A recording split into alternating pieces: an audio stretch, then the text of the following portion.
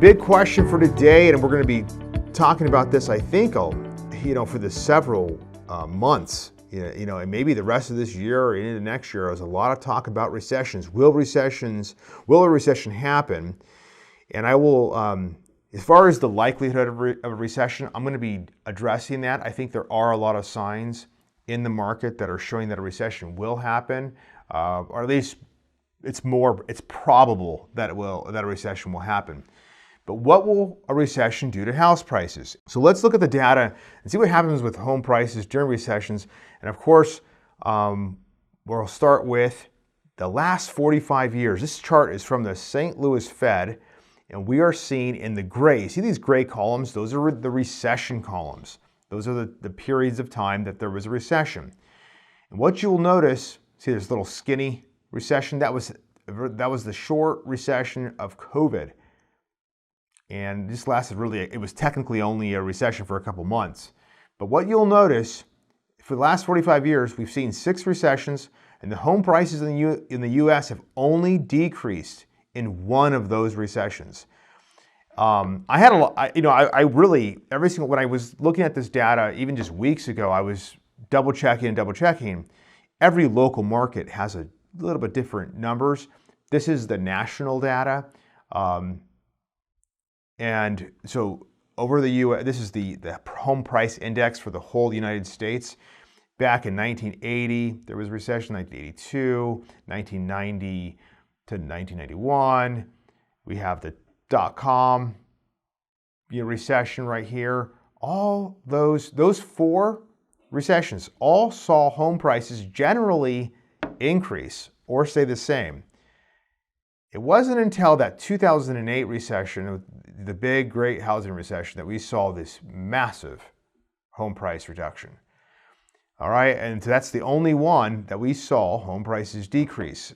So that's the data, right? It's 1 out of 6, but will we repeat 2008? What is the difference between now and the 2008 recession? I think that's the big question we have to ask. Today's inventory is at an all-time low. This is the big difference between 2008 and today. In 2008, inventories of homes were as near an all-time high. Lots of inventory in 2008. Today, as we all know, you can't even find a house for sale. Inventories are so low. So 2008, inventories were really high. Right now, inventories are very low. And another difference is, look at rental properties. Lots of rental properties. I wasn't really sure. I had to look at the data. I was like, oh, I did not know this. I really forgot about that. In 2008, that's the end of 2008. That's when that recession really poured on. We had high vacancies, about 10% vacancies in rental properties. Today, we're at about 5.5%. So we're almost half of the vacancies. It's hard to find a rental property.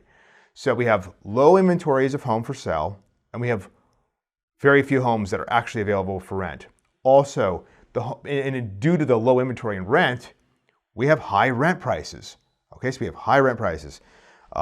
Whereas back in 2008, prices were not, or at least the rent prices weren't as high. Okay, so in this next slide, we're going to see the setup to 2008. What was the primary cause for that recession, what was setting up for it, versus the setup today. Like, what is the setup today? If we're going to have a recession, what are the main factors? What are the main differences, really? Okay, so I've already discussed what is in 2008, the setup for inventory, the homes for sale. Very high inventory in 2008, but today, very low. We've already discussed that. Now, this is very interesting. A lot of people are not talking about this. That in 2008, if you were to ask all the homeowners in our country, what 30-year fixed rate do you have? A lot of them didn't even have a 30-year fix. They had like an adjustable rate mortgage. But if they did have a 30-year fix, the average was about 6.3%. All right, so compare that to today. If you were to ask the average homeowner what their average 30-year fixed rate is, or what their 30-year fixed rate is, they'd say about 3%. So much lower mortgage payments today, or at least the interest payments are much lower. So homeowners today have low interest rates on their homes. If they were to sell their house and they were to go and rent it or something comparable, they'd be paying probably a lot higher rent, all right, than the mortgage payment they're in. Versus in 2008, you could sell your house and probably go rent your home for the same amount, or maybe even rent your home for a little bit less, right, than your mortgage payment. All right, so that's really important. That's an important part of this. Okay, so the setup in 2008 for underwriting standards were very low. Right? Income documentation there were a lot of programs, as many of you know who lived through that period. You've heard about all these alternative loans. You basically didn't need to document your income. So again, low underwriting standards.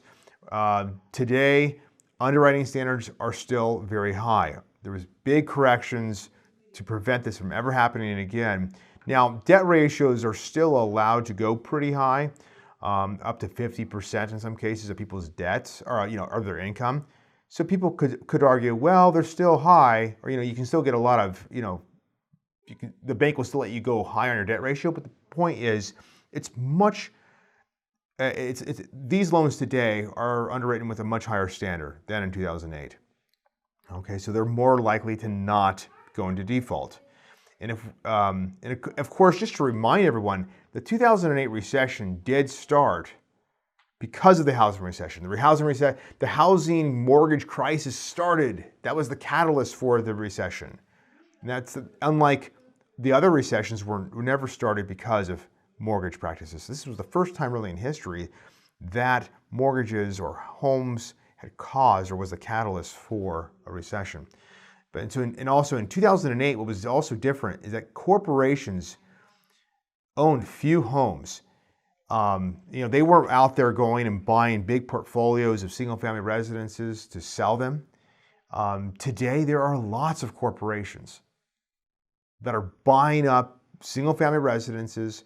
You've probably been hearing about them. Oh, all these cash offers out there. Those cash offers are coming from LLCs or subsidiaries of companies like BlackRock, which have like $13 trillion in assets and total funds, but they're getting into the rental real estate market, the single family home market.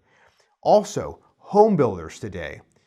There are several home builders who are building subdivisions and not selling you the house. What they're doing is they're actually renting you the homes. There's subdivisions filled with a bunch of rentals.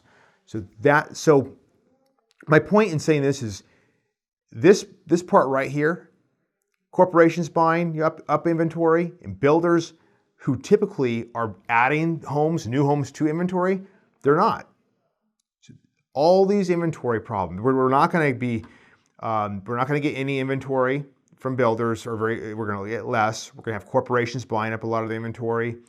Underwriting standards are high, and that people have very low interest rates right now, so they have very good low payments.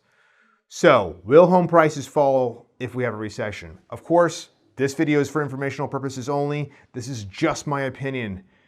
And, it is impossible to predict what will happen. Based on the data and the facts, it just seems more probable that home prices will not fall in the next recession. And I know many of you will be like, well, how can that, are you sure? I'm not sure. I have no idea if it will actually happen, but I would bet house prices are not going to fall because the setup between today and in 2008 is so different, as I've just shown in the data. So keep in mind, for home prices to fall, this is the most important thing, there has to be a massive shift of home inventory put on the market for sale. All right, so if you see a bunch of homes going on the market for sale, okay, that could change things. But all the things that I've seen on this data is showing me that inventory is not going to increase. All right, inventory will probably stay low, so I don't see that happening, but it could if there's a massive shift in that.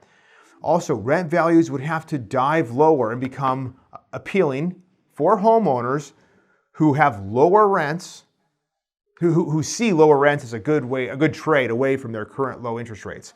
All right, so if you have a great low fixed rate that we were talking about, so if you have a 3% interest rate right now on a 30-year fix, Why would you want to trade? Why would you want to put your home on the market and trade it for a higher rent? Some people are doing that if they want to kind of, they're thinking their trade. They're going to trade this home, sell it, wait for the market to crash, and then buy in. That's risky, but that's what they're doing. A lot of people who are thinking of that strategy, that's what they want to happen. But they have to live somewhere, right? Everybody has to live somewhere. So if they're selling their home, they're likely going to be renting a home similar to theirs at a higher dollar amount than what their mortgage payment was. Last part of this presentation is just, please, a warning to everybody: do not listen to the media. If you're listening to the media, you are getting information that is basically just clickbait. They're just trying to get you to watch their shows, watch their evening episodes, their morning episodes. They actually have very poor journalism standards when it comes to real estate, in my opinion. They're not showing you these data points, and they've been calling for home prices to fall since 2015. If borrowers were following the media's advice, it would have been an absolute disaster for homeowners. So please do your own research. Don't even take my word for it. Just do your own research and be careful. That, just don't make assumptions. Don't make assumptions just because it's something that you saw. That what someone said will happen. Okay, hope everyone has a good day. I'm going to be talking about the next data points tomorrow. Really through the rest of the week, we're going to be talking more recession stuff, home prices, home interest rates. So stay with us and subscribe. Hey guys, thanks for listening to the Mortgage Brothers podcast. Please let us know if you have any questions you'd like us to answer. You can email your questions to team@azmortgagebrothers.com. And be sure to ask us for a free quote on your next mortgage. We'll be sure to give you personalized service and help you through the whole process. Signature Home Loans, LLC does not provide tax, legal, or accounting advice. This material has been prepared for informational purposes only. You should consult your own tax, legal, and accounting advisors before engaging in any transaction.